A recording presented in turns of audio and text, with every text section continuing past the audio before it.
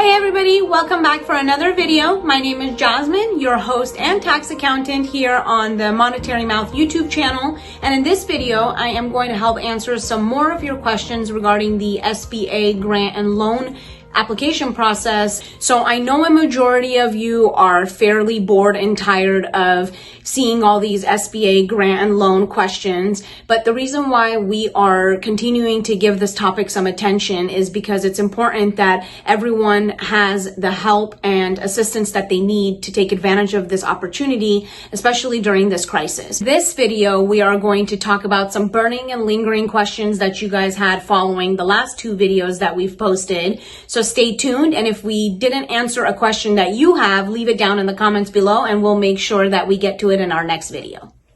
First and foremost, I've got to let you guys know that while we love and appreciate the SBA for hosting this EIDL grant and loan application process, it's important to know that the SBA is not an agency that was or is equipped to handle this kind of rush with millions of people submitting an application for this grant and loan. So that means, yes, it's true. Some people are getting different answers to the same questions that they're asking from the SBA, and that's simply because they're speaking to different SBA agents and therefore getting different responses. Now, of all the scenarios that you guys are explaining and asking questions about, such as, has anyone done this and gotten that, or has anyone done that and gotten this?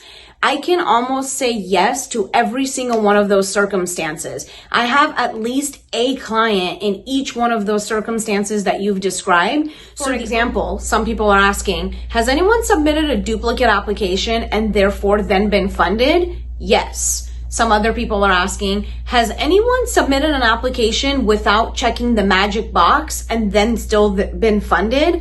Yes. The magic box I'm referring to is the little checkbox that was included just above where you put in your bank information on the application, asking if you would like to be included in the up to 10K advance. And then finally, has there been anyone who has done all of this correctly and still not heard back from the SBA? Yes, absolutely. So the only thing that we can really do is just follow the process when they do contact us. And if they're not contacting you with any subsequent emails to fix or update your application, then the only thing you can do is take it upon yourself to contact the SBA with your confirmation number in hand and get further information to follow along with.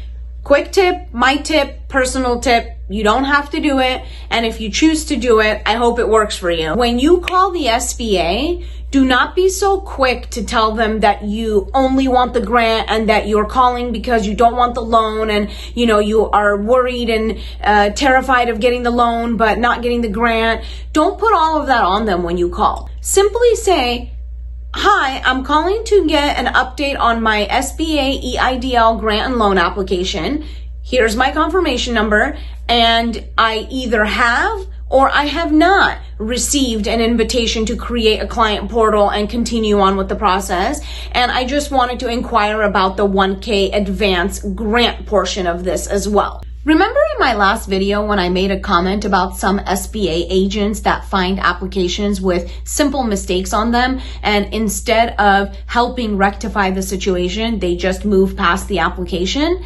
Well, I've gotten word from a few different people, both professional and, individuals who've applied for this application, that there are salty SBA agents who are not necessarily working to help you in your best interest of achieving this 1K grant. Therefore, there has been some terminology being passed around that the SBA agents are referring to folks who only want the 1K grant as free money people. So when you call and you make it a diehard point in the phone call that you don't want the loan and that you're only after the 1K grant, some of these SBA agents that clearly aren't qualified to be doing what they're doing are grouping these people into one category of free money people, and that tells me that they're probably not working in your best interest to make sure that you get this 1K grant. So for that reason, I say when you call the SBA, just make it an overall follow-up call that you're calling to inquire about your application, both the grant and the loan, and then it's up to you to decide if you want to accept the loan or not, and you know that you are allowed to not take the loan. So that is not a conversation that you need to be having on the phone with an SBA agent, because the loan wasn't going to be issued to you over the phone anyway. The loan is absolutely a separate process that is done online, and it might be information you want to share with the SBA agent, but in my experience and what I've heard from all of these people who are contacting me is that as soon as they make it a point that all they want is the grant, they get treated in a, okay, well, let's see if you get it, update your application, maybe it'll work, maybe it won't work type of answer. When you call the SBA, do not be so quick to tell them that you only want the grant and that you're calling because you don't want the loan, and you are worried and terrified of getting the loan but not getting the grant. Don't put all of that on them when you call. When you call, simply say, hi, I'm calling to get an update on my SBA EIDL grant and loan application. Here's my confirmation number, and I either have or I have not received an invitation to create a client portal and continue on with the process. And I just wanted to inquire about the 1K advance grant portion of this as well. Another note I wanted to make about the SBA is that I spoke to an agent regarding the issue of so many people having not submitted this application with the magic checkbox checked. And the information they had for me was quite surprising. They said they're actually working on a solution that can help everyone who missed checking that box on their application. And the reason is because they're aware that everyone who submitted this application either only wants the grant or also wants the grant in addition to the loan. Now that we've talked a little bit about the SBA, their systems, their processes, and how really they're handling all of this, let's get right into answering some of the questions that you guys had from the previous video. The first one and the most prominent one is actually, how long should I wait before I contact the SBA to follow up on my application? I would say you want to wait at least 72 hours. The SBA asks for 72 hours to process the 1K grant prior to making the loan offer available to you. So if you have not heard back and it's been past 72 hours, then I would say you get your confirmation number ready in hand and contact the SBA to follow up on your grant and loan without specifying that you don't want the loan. Just give them a call and say, I want to find out what is holding up my application. The application actually seems to be moving forward with varying processing times for people.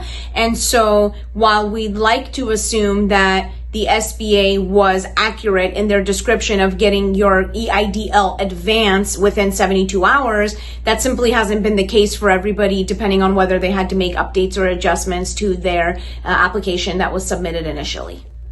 The second question that we're getting a lot, and is very similar to the first one, is how long does this whole process take? And to be frank, the application process has shown to vary in processing time for most people that have applied, and certainly it's different for people who applied in March and April as compared to folks who applied in May and June. With all of that being said, the average response time from the SBA has shown to be about 3 to 5 days for people who are just getting their first round response. And this is only for people who didn't automatically already get the loan deposited into their account. So from the time that you submit your application, within 3 to 5 days, you will either already have your loan deposited into your bank, considering that you needed no updates made to your application, or you'll be receiving some kind of email that says they need updated information or corrected information because they had an issue depositing your advance into your bank account. The next really big question around the group is, can I reject the loan and still be qualified for the grant? And the answer to that is yes, 100%. You initially are being awarded the grant and then subsequently offered the loan. In most cases, folks are getting issued the 1K grant and then subsequently being emailed and approached about the loan. So yes, it's 100% the case that you can accept a grant and you do not have to follow through with accepting the loan. And again, there is no formal reject or deny button to hit, but simply ignoring the loan emails and correspondence that they're sending out will achieve the same results of you not taking the loan. Lots of people are asking if they should be submitting a duplicate application to correct or update some information that they had on their initial application. And really that depends on why or what it is that you would be looking to update or change on the second subsequent application. The reason why I say it depends about whether you should be submitting a duplicate application or not is that the SBA has rolled out several emails in the last few weeks once they started to realize that a lot of people are making mistakes specifically pertaining to their name and bank account information that they're putting on the application. So a few weeks ago, lots of people were submitting a second application, a subsequent application to their first one in order to correct their legal trade name or their legal business name and attaching that to the bank account that is being attached to that legal business name. Keep in mind, the business name and the name on the bank account do have to match to the T. So for people who were submitting duplicate applications a few weeks ago to fix that issue, you don't need to be submitting a duplicate application to fix that issue anymore, because now the SBA is sending out emails to people who are having an issue with their advance being processed, and they're kindly saying, hey, we're having an issue processing your advance for one or more reasons. Log back in and update your information so that your advance could be deposited. Now, when you do log back in and fix your information, lots of people are asking, well, how do I know what I'm supposed to be fixing? Because it kind of takes me back to the application again.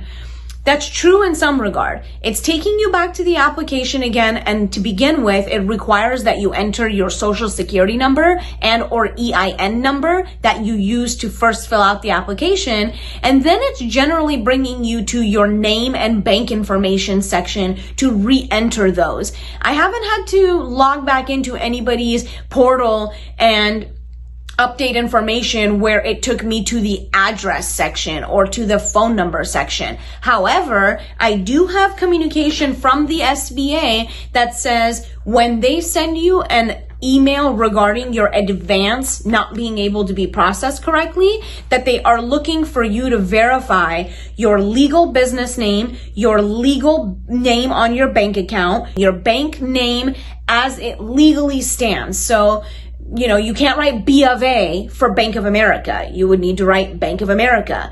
For Chase, I personally wouldn't write Chase. I would write Chase Bank USA because that's what their name legally is.